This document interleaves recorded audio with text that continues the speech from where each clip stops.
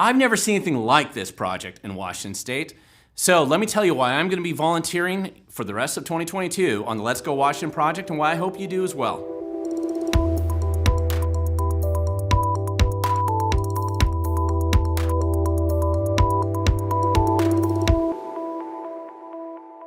Thank you for watching. My name is Glenn Morgan, and this is We the Governed.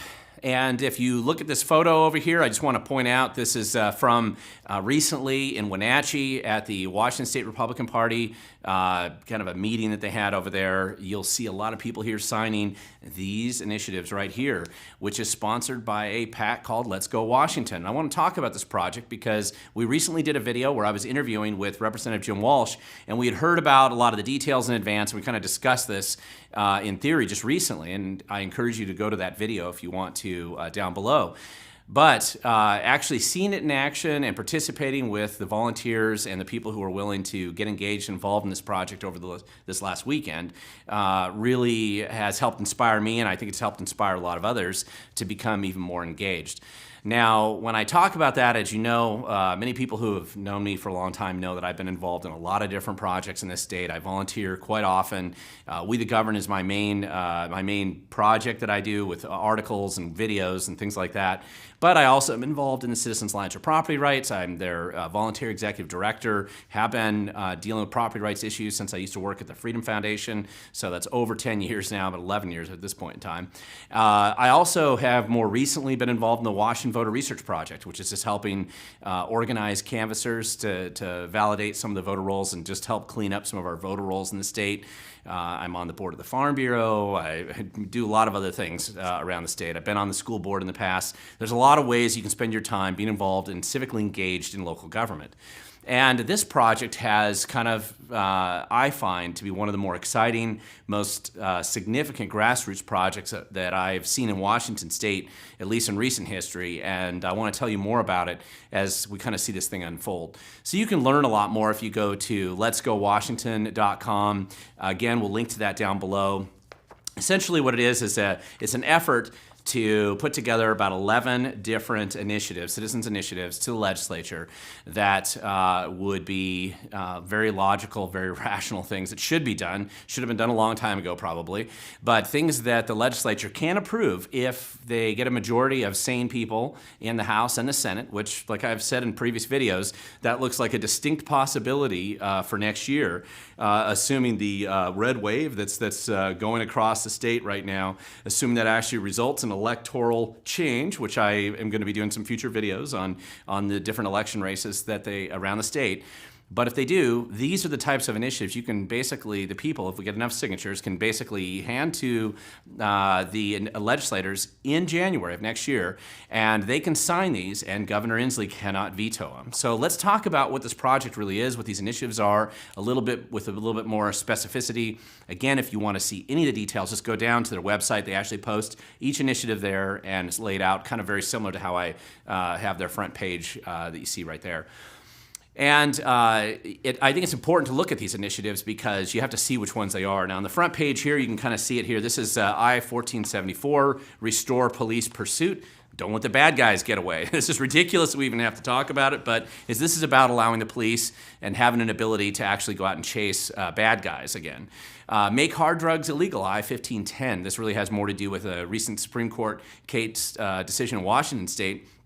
And mainly this is giving the police the ability to have people that are caught committing crimes or with a lot of hard drugs on them. This gives them ability to actually send them into treatment rather than going to jail. This is actually kind of an important piece of one of the tools that law enforcement needs in order to restore some level of civic accountability, particularly in places like Seattle and Olympia, Bellingham, places like that, where things have just gotten significantly out of control in the state. And again, there's 11 of these, so let's talk about some of the other ones.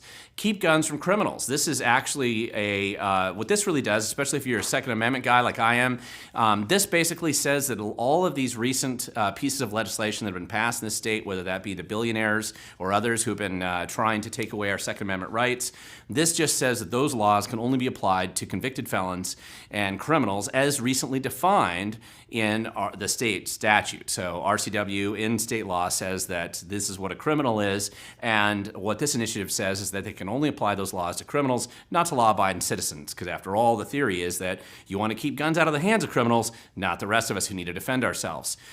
Secondly, another one here that I want to start adding to is addressing the cost of living. There's a number of these that address the cost of living, and this is I-1475. This is an interesting one because what this does, this was actually based on a Democrat initiative originally, or a piece of legislation that, of course, they didn't really want to pass. And this cuts the sales tax. So the state has a sales tax rate of the 9% you pay. 6.5% of that is from the state. The rest of it is from local governments. This cuts that down 5.5. It just reduces the cost of everything you buy in the state of Washington. So that's exciting. That's a good way to reduce cost of living, especially in these times where costs are going up every single month, it looks like. So the other one that I like is I-1508. Anybody who's filled up their gas tank recently will love this one because this essentially cuts the state gas tax by 24.7 cents, which is 50% of the current state tax rate. Now, if you don't think they can deal with the transportation costs, you're wrong. We can easily look at that budget and cut the gas tax by half, double the amount we spend on roads and bridges today, and they'll still have billions of dollars to waste and squander, which is something that our government does best. So, but at least this is a step in the right direction, reducing the costs to average people. There's I-1509. I really like this one. This was actually based on a Senator Braun bill that was drafted and didn't go anywhere in the legislature last cycle.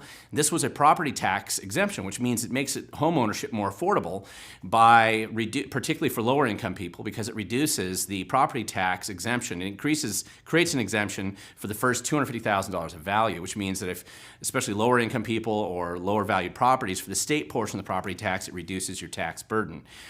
Finally, repealing the capital gains tax, which has recently been passed, and of course, mainly it was passed because there is no greed worse than government greed, and if there's one thing government wants to do is take as much of your money and squander it as fast as they possibly can.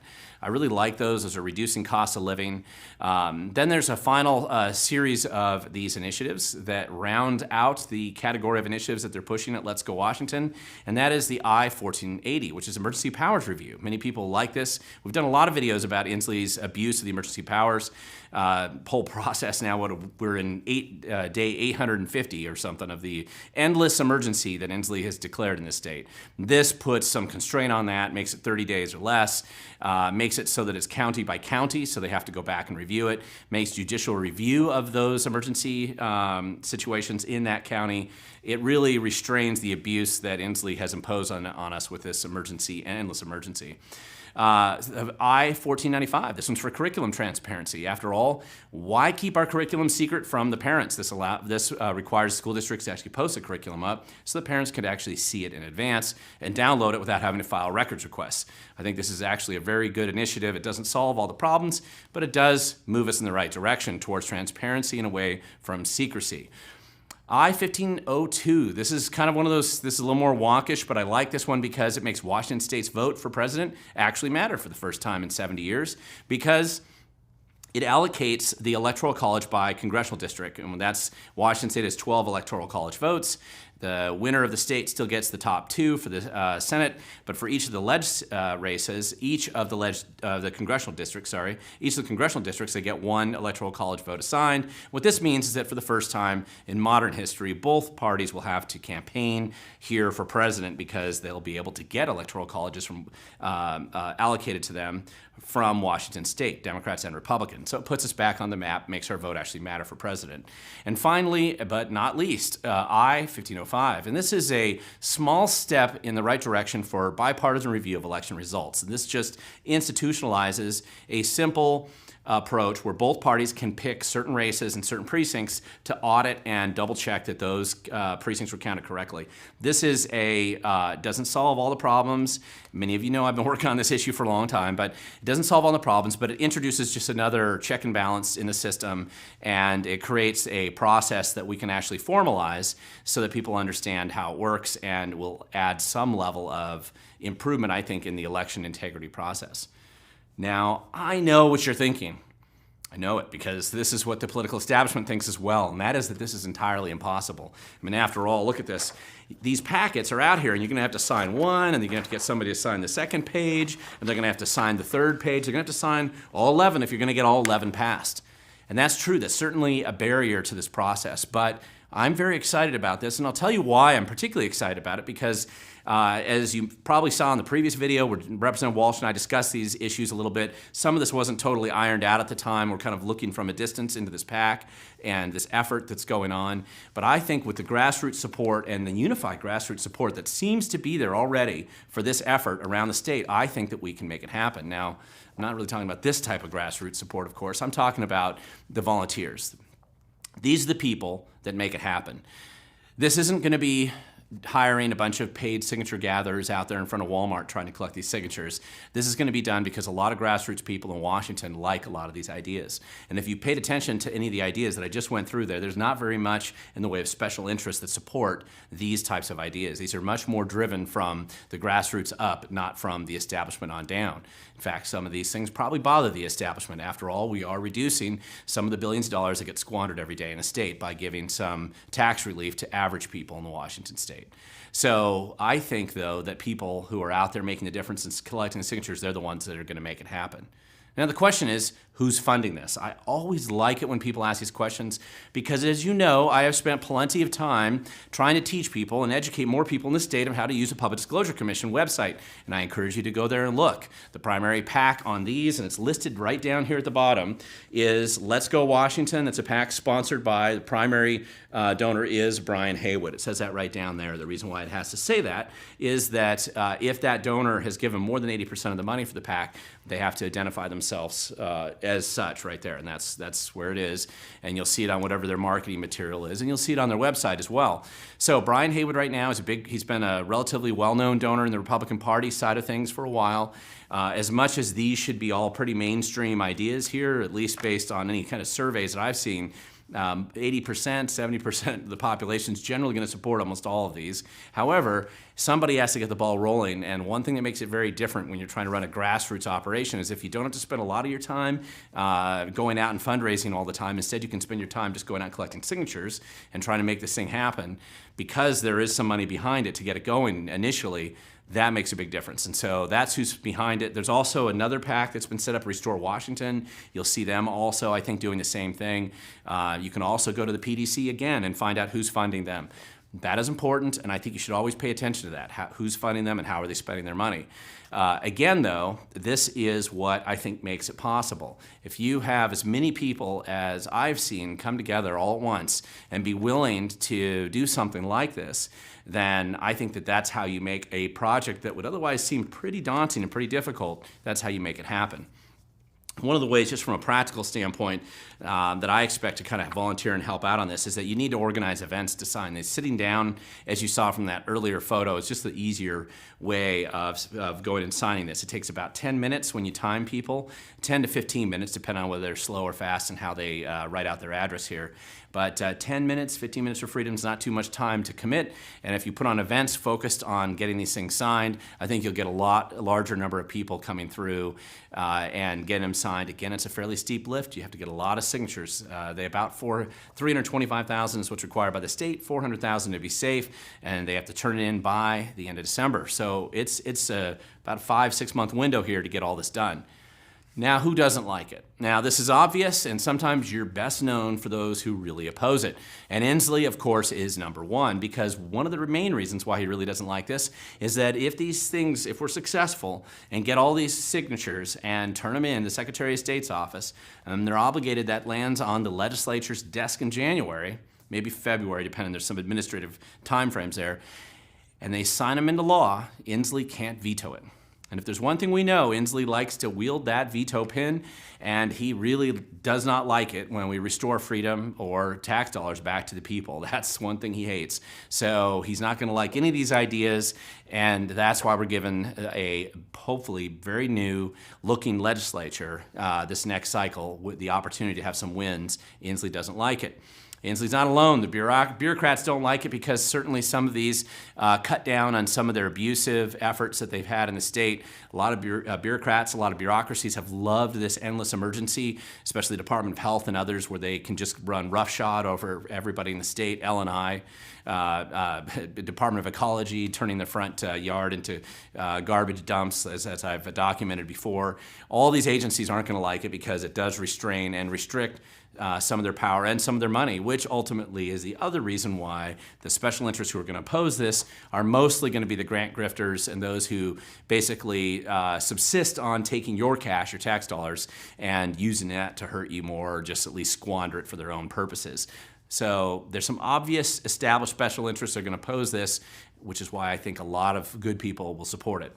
Now, I'm going to tell you it's not bluebird butterflies and sunshine. This isn't utopia. These aren't perfect solutions, but these are partial steps in the right direction. One thing I like about how Let's Go Washington set up their website is if you have other ideas for initiatives like this, you can go there and you can add those in. And if they're successful this year, my guess is they'd probably be doing this again in the future. So it's other ideas that they weren't able to get on the agenda for 2022. But also, it's a lot of work. It isn't just because somebody comes up with a good idea. The execution of this idea is the important thing. It's volunteers like you and I and others that are going to be going around the state, collecting lots of signatures, working to put on events, working to make all this stuff work. That takes a lot of energy, a lot of focus, it's just a lot of work. It really is. It takes a lot of time. So it isn't bluebird butterflies and sunshine, as I've discussed in the past. So the rainbows is not the perfect utopia, but this does move us in the right direction. In fact, a lot of times I just describe it basically as just a ray of sunshine coming through for those who feel very much down on what's happening in the economy, what's happening at the national level, even what's happening at the state level. These are the kind of things that you can do. This is the kind of thing you can do as an activist, as somebody who wants to be involved, good civic engagement, do something like this. Join with me, be a volunteer on this project. I love this kind of grassroots stuff, and I love it when it's been a thoughtful project that's been put together by a lot of capable people. It's interesting, even a lot of freedom and liberty groups that don't get along with each other, or sometimes even fight each other, are all generally on board with this idea because they recognize the value of what this represents. And frankly, a lot of the people running for office right now who want to make a difference in Olympia, they recognize that if these come and land on their desks, it gives them the ability to have something that's veto-proof. Guaranteed wins if you elect good people in Olympia who actually want to make a difference and help move the state in the right direction. So if you want to learn more, please feel free to go down below, go to some of the links that I put there, go to wethegovern.com if you want to learn more. And I'll try to do some more videos about some of the details on this as we move forward. So make sure you subscribe if you haven't subscribed yet. Make sure you sign up for my website so that I can get notices sent out to you that way as well. Either way, you know that my videos are oftentimes shadow banned, so whatever you can do to share this with others will also be helpful. And I'm excited. So let's go Washington. I just love that name. I love this idea. And just remember that if you want to make a difference, you have to get involved because the future belongs to those who show up.